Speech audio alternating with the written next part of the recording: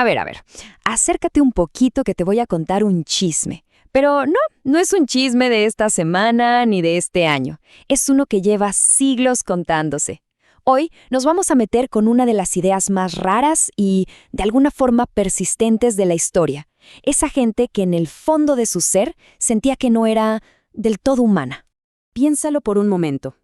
No como un chiste, ni como si fuera una metáfora. No.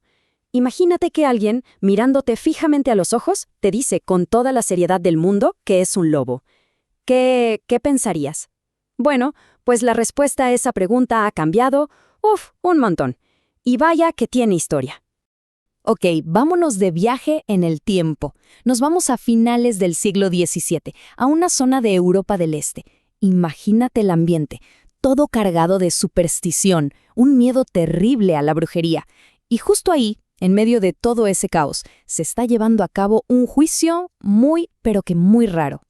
Y aquí es donde empieza lo bueno, nuestro primer chismecito histórico. El protagonista es un señor ya grande, un campesino de más de 80 años llamado Thies de Kaltenbrunn. Y resulta que lo llevan a juicio. Pero ojo, no por robar ni por matar a nadie.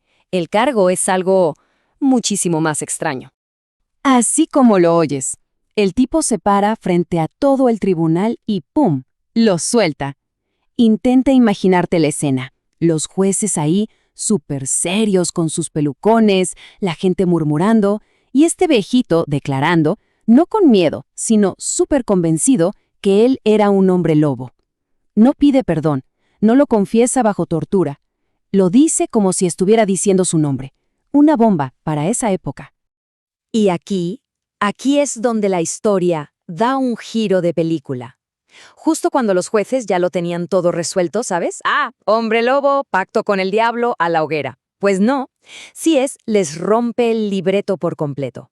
Les dice, sí, soy un lobo, pero soy del equipo de los buenos.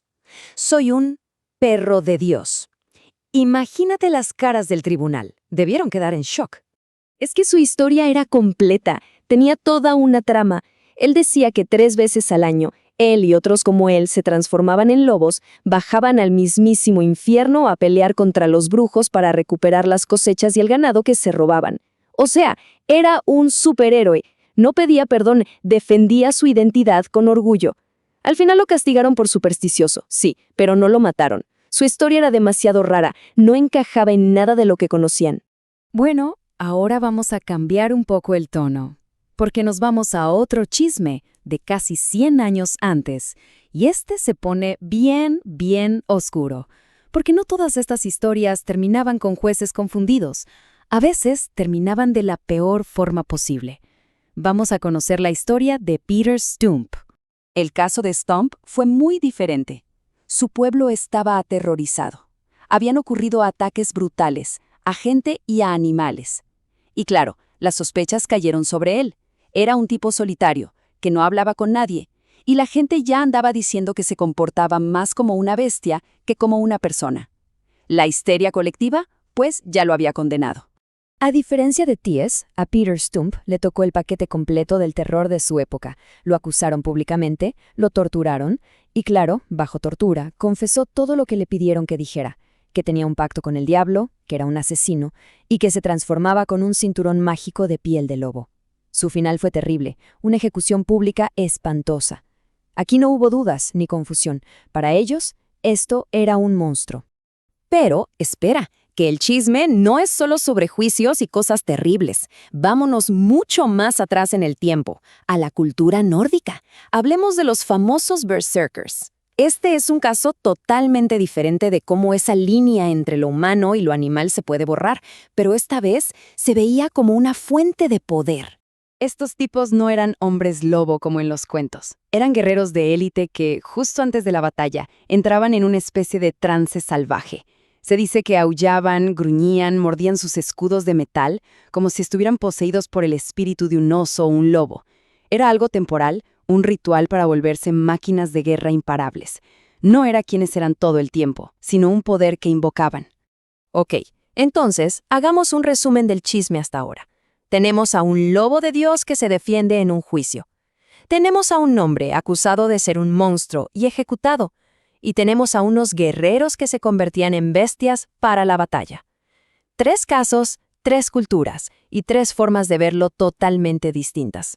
Y justo aquí es donde todo este chisme histórico choca de frente con nuestro presente, con una palabra muy moderna.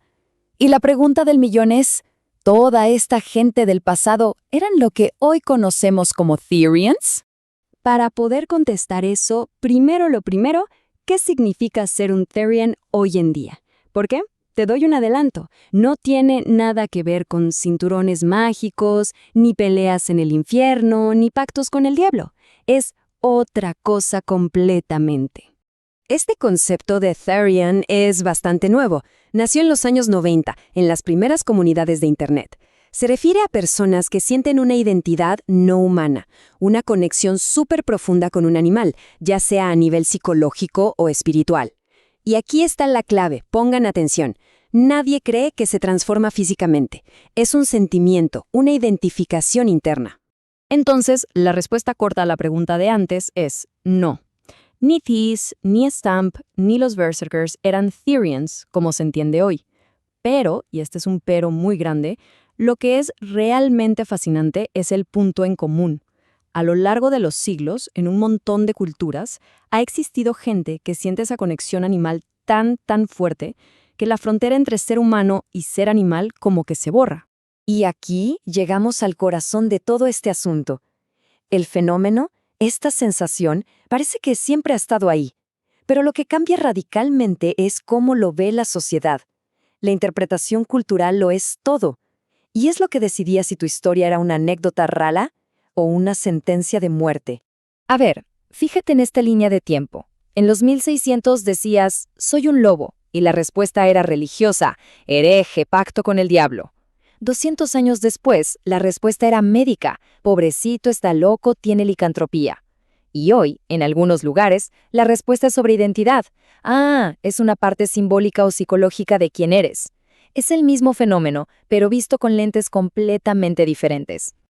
Y a eso me refería al principio. Este es el chismecito incómodo que se niega a morir. Cambian las palabras, cambia la ciencia, cambia la religión, pero esa sensación humana de tener una conexión profunda con un animal sigue ahí, susurrando a través de la historia.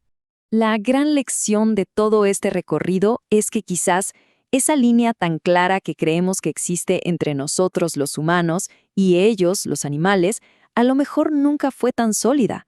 Tal vez siempre ha sido una frontera mucho más borrosa de lo que nos gusta pensar. Y es súper importante no olvidar la parte más dura de este chisme. Hoy, alguien puede hablar de esto en Internet, explorarlo como parte de su identidad. Pero en el pasado, como vimos con Peter Stump, admitir un sentimiento así no era un viaje de autodescubrimiento, era una sentencia de muerte. El contexto lo es absolutamente todo. Y todo esto nos deja con una pregunta flotando en el aire. Si algo que hoy se discute como una forma de identidad, en el pasado fue un pacto demoníaco o una enfermedad mental, ¿cómo ver a la gente del futuro esas cosas que hoy nos parecen raras o que no entendemos? El chisme de la historia, como ven, siempre continúa.